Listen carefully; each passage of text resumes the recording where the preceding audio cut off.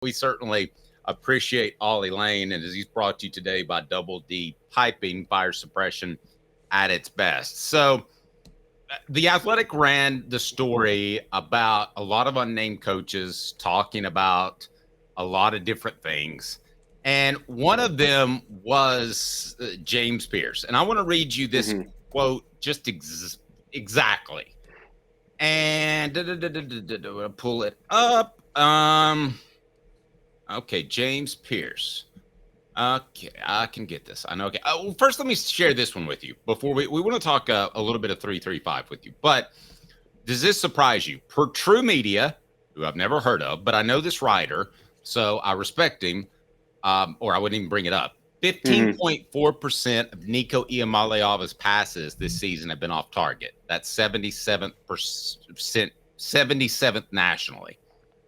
Does it surprise you that Joe Milton was 37th nationally last season with a 12.7% of his passes going off target?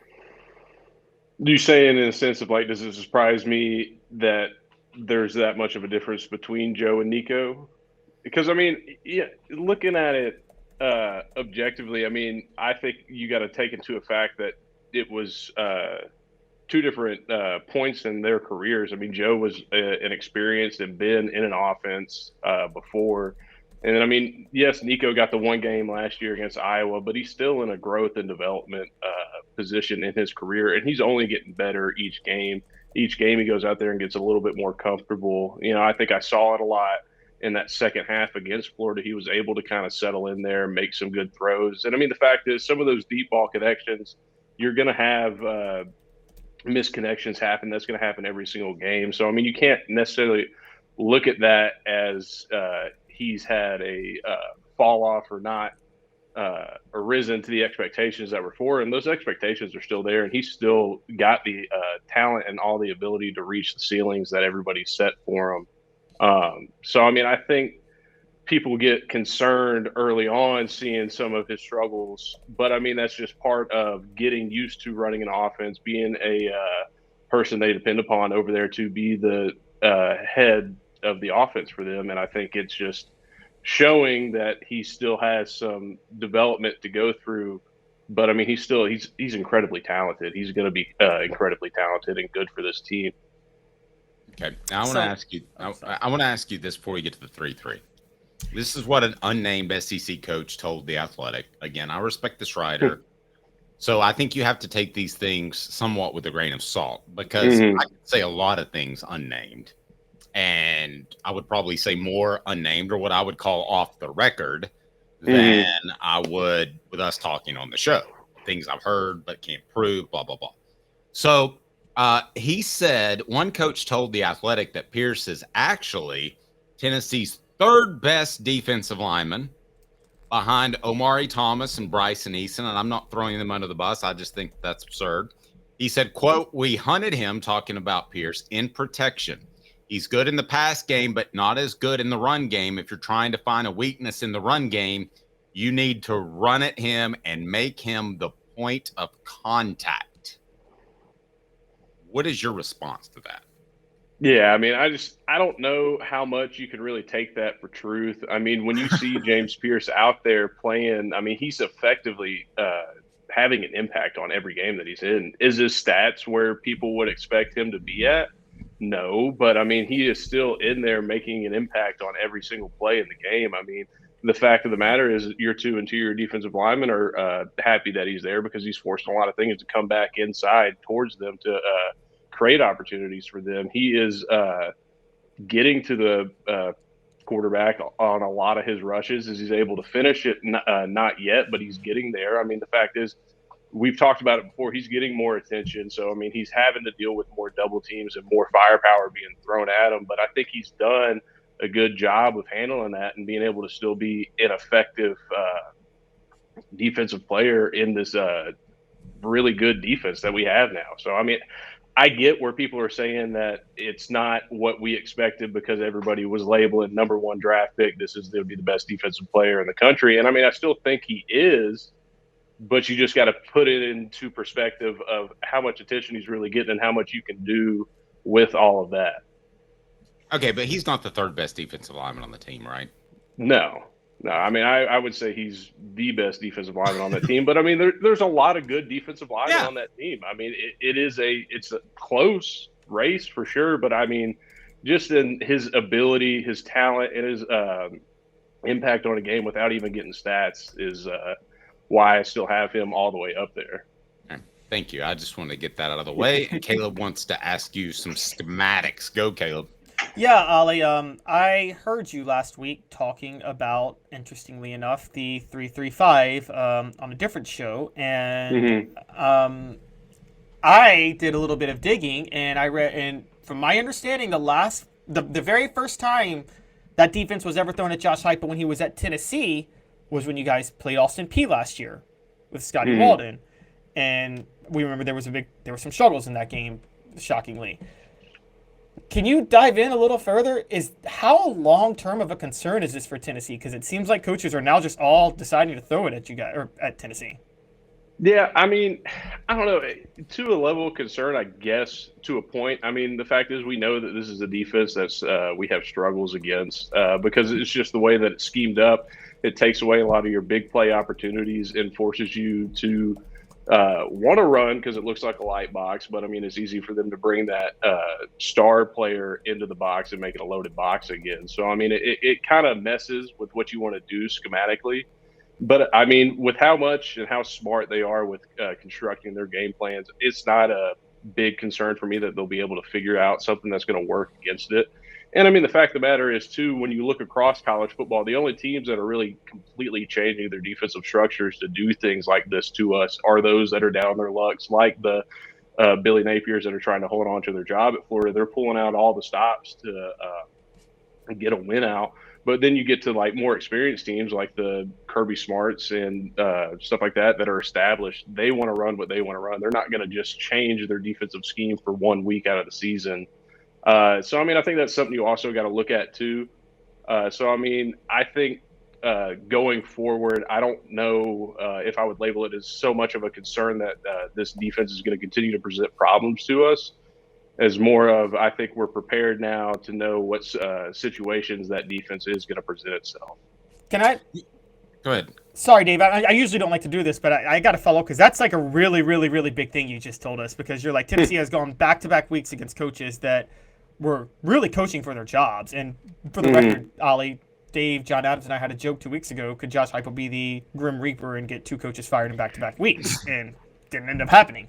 So you're saying that that Tennessee is just in a unique situation where they were facing two desperate coaches that pulled out all the stops, and that's what has thrown them off 2 weeks in a row offensively.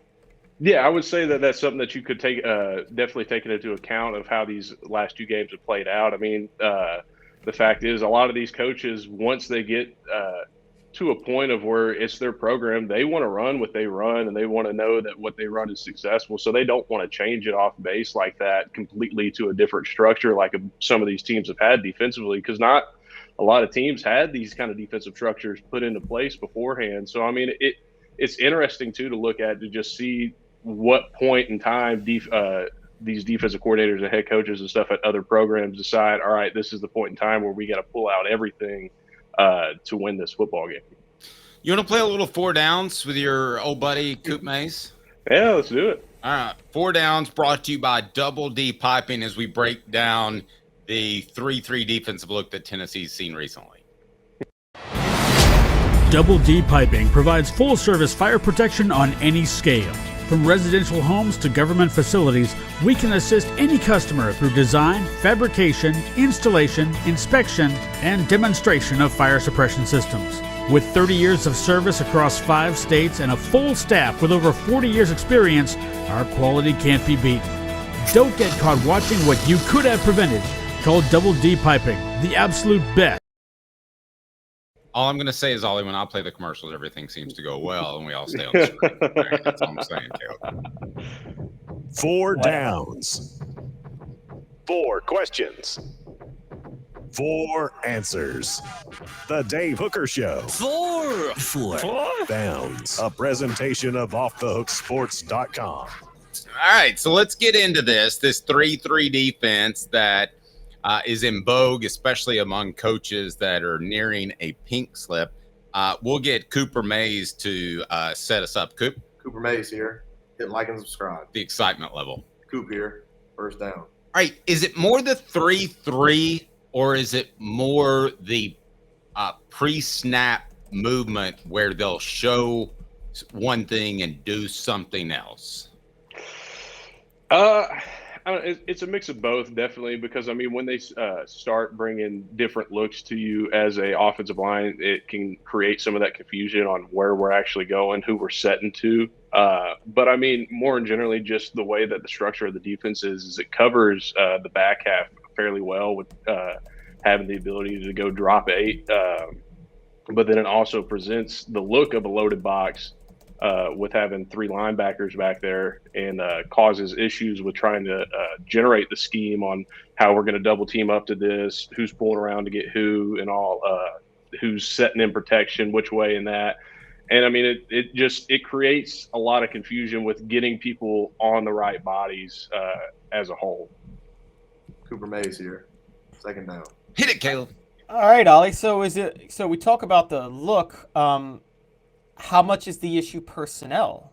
And we talked last week that the tackles aren't moving that fast. And if linebackers are going to catch you off guard with blitzes, or if they're going to pull some stunts, the tackles have to react quickly or recover quickly. Is that an issue? That they're just not moving fast enough? I don't think it's a personnel issue. I mean, at the end of the day, the guys that they got over there are highly talented athletes. And, I mean, they know what they've got to do to perform at the high level, and they go in every single week and work on those things. I think it's more of a sense of just making sure that everybody's on the right page scheme-wise and mentally, just making sure that you communicate thoroughly enough that, hey, we're here, you're here. Everybody's got a place they need to be in a position to be. And a lot of it comes down to just eyes, especially, it's something that a lot of people, young offensive linemen struggle with a ton. And something that I struggled with a lot is just having your eyes in the right place. A lot of things, especially like Dave was saying, when stuff starts moving around, your eyes can kind of get lost in the sauce. You start looking every which way. But it takes just that mental fortitude to force yourself to know, like, this is where I need to be looking. This is where I need to concentrate on. All right. What down, Coop? Tennessee center Cooper Mays here. Third down. Thank you, Coop. How much pressure does this put on specifically Nico Iamaleava, this 3-3-5? Does this change anything for him and what a quarterback is, or what he was trained to learn throughout the offseason? I guess not as much of a change. And I mean, I think most of the fact of where Nico's struggle has been is when you go into a week, you're prepping for a defense, and then team comes out running a completely different scheme and looks that you didn't get to see a ton of throughout that week. So I think that's where some of his struggle and confusion has become, is just you go out and practice against something a whole week, and then it's completely different once you get out there. Definitely makes you struggle to find out, all right, well, now these are my new reads. This is where I need to be looking. And, I think part of it, too, is just that they've been covering our receivers well. So, I mean, it's been taking a long time for him to try to find the open receiver. But, I saw it a lot in that second half against Florida, where he made those full 100% decisions that, all right, nothing's open, I'm going to run it. And there was none of that hesitation, waiting for the last moment to try to see if he could throw it still or not. It was just, I'm taking off. And I think that's going to help him out a lot more going through this, is just having that assertiveness to say, all right, I'm going. Good stuff. Fourth down, Coop. All SEC center Cooper Mays here. Fourth down. All right. I've got this for you.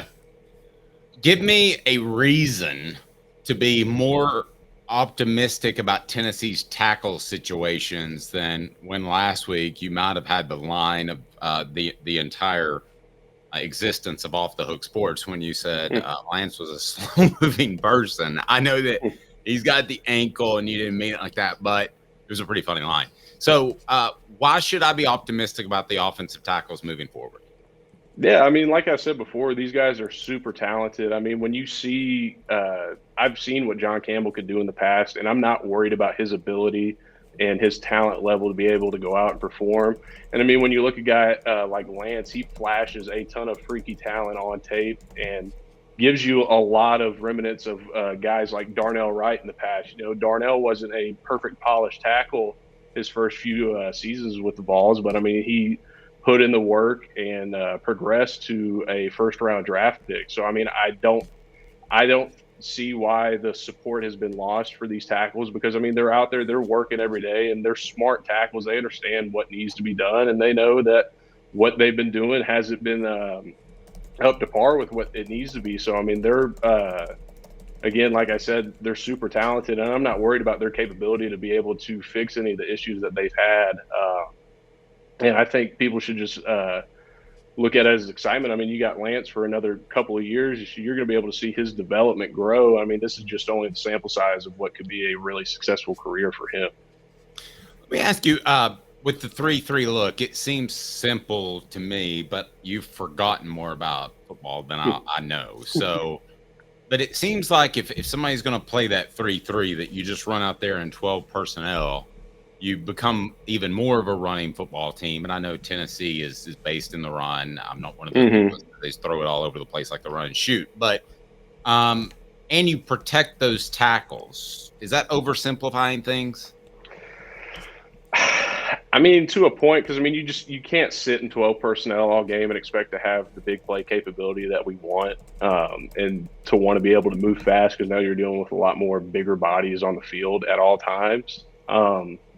And then, I mean, the fact is the team, that defense can come right around, just start bringing zero blitz pressures the entire game and ruining any chance you have at running the ball. So, I mean, it goes hand in hand. I mean, if you try to just bulk up and run the ball, I mean, they'll just adjust to it as well and see what they're seeing and load it up with blitzes and pressures. All right, you want to give us a prediction for the game? How do you see this thing shaking out? Yeah, I mean, I've been going back and forth. If you would have asked me about 3 weeks ago, I would have said this thing had the potential to be a shootout. But I mean, I think looking at it now, I'm still taking the Vols. I'm taking the Vols. I think about 31-28. I think it's going to be a close fought game, but I think the big advantage for us is that we're at home. We're in Neyland. It's going to be a loud environment. It's going to be electric. It's going to be a lot of fun. Third Saturday in October, and I'm ready to have my cigar. So good night. Good stuff. Ollie, I appreciate it. Have a fantastic weekend, and we look forward to visiting with you next week, and we will work in lunch at some point, okay? All right. Sounds good. Appreciate y'all. Appreciate it.